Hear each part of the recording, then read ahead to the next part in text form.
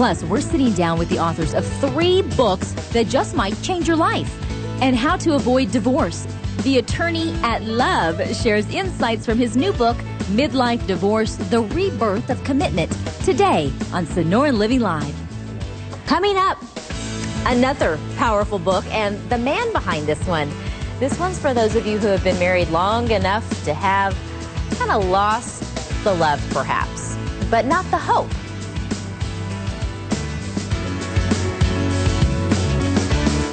Despite all the counseling, tears, deep talks, and good intentions, half of all marriages in this country will end in divorce. You've heard that statistic before, I know. But that leaves lots of men and women having to kind of pick themselves up and move on. But there's a strong possibility that they don't even have to do that. With its combination of humor and really striking insight, divorce lawyer and mediator Jim Duzak's new book, The Midlife Divorce and the Rebirth of Commitment, could be a real touchstone for a lot of people kind of finding themselves perhaps in conflict and maybe having lost the love. So good morning, Jim. We appreciate you being here. Thank you very much. Our last guest went through a divorce. Yes, she did. I listened to that with great interest. She had apparently, I don't know her and I don't know her husband, ex-husband, but she had the kind of divorce that I would probably call an inevitable divorce. In other words, there are certain types of marriages that, unfortunately, divorce probably can't be avoided. When you have ongoing alcoholism and the person doesn't want help, or drug abuse, or infidelities, and verbal and mental abuse, and so forth. Those are really tough cases. And sometimes when people used to come to me, I'd wonder how they lasted as long as they did. But so many other times, I would see people who had essentially given up on their marriages too easily or too early.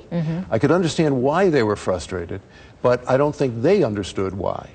I believe that a lot of young couples in particular, they think that having conflict or just arguing is a bad thing. And I don't necessarily believe that. I've been married 7 years. I don't necessarily believe that, but I believe the way you resolve the conflict is important. Absolutely correct. Because I think the greatest growth I've experienced with my conflict has been in kind of resolving the issue.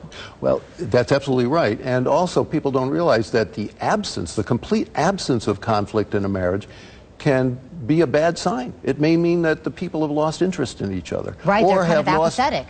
That's right, or have lost interest in trying to resolve their problems. They just feel, why should I even bother? What happens is, though, too many times we associate conflict with bad ways of resolving conflicts. In other words, you say conflict to a lot of people and they think, oh my God, yelling and screaming and having a meltdown, or the opposite extreme, going into your cave. Exactly, right. And not coming out for weeks afterwards. Those are simply bad ways of dealing with conflict. Conflict is really, when you think about it, it's really nothing more than just two people having two individual styles, individual ways of dealing with things, individual ways of thinking. And all you need to do is to try to accommodate that. Try to work in the same way you have to do it in a workplace. In any office, you have different ways of having to accommodate people. You grow up in a family. What family has a lack of conflict? But somehow we think that when we get married, maybe because we don't choose our family and we do choose our husband or our wife, we think it's going to be perfect.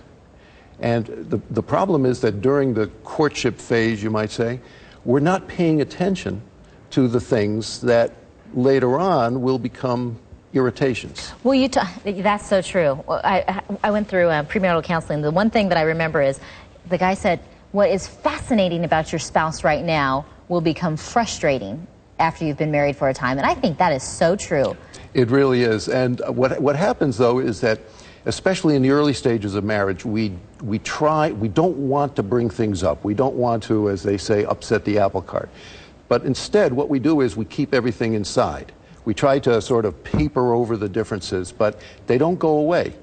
And then you don't realize that they haven't gone away until maybe years later, when all of a sudden something happens and it all comes out. And you start beginning every sentence with the words, "You never," The past. You're living in the past. You're totally. living in the past.